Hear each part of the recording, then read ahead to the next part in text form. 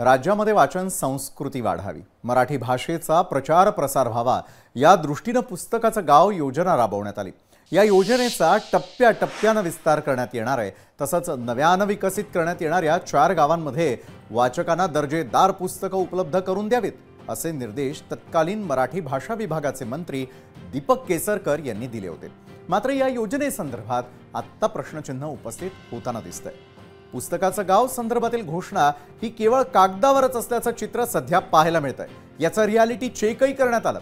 छत्रपती संभाजीनगर जिल्ह्यामधील वेरूळ, गोंदिया या जिल्ह्यांमधील नवेगाव, बांध, सिंधुदुर्ग जिल्ह्यातील पोंभुर्ले आणि सांगली जिल्ह्यातील अक्कलखोप या ठिकाणी पुस्तकांचं गाव योजनेचा विस्तार करण्यास मान्यता देण्यात आली होती।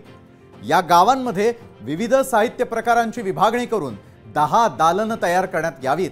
या दालनांमध्ये वाचकांना सर्व प्रकारची दर्जेदार पुस्तकं उपलब्ध करून द्यावीत, असे निर्देश केसरकरांनी दिले होते।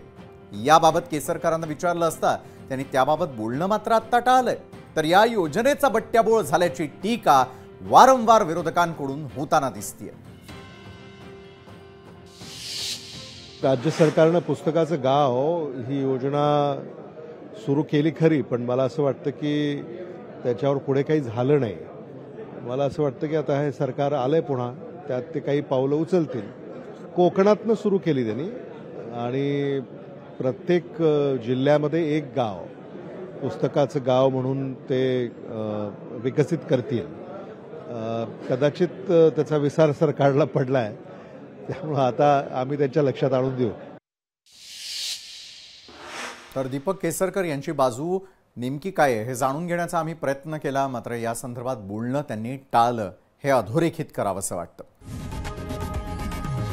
लोकशाही मराठी ऐका, पहा, जागरूक रहा।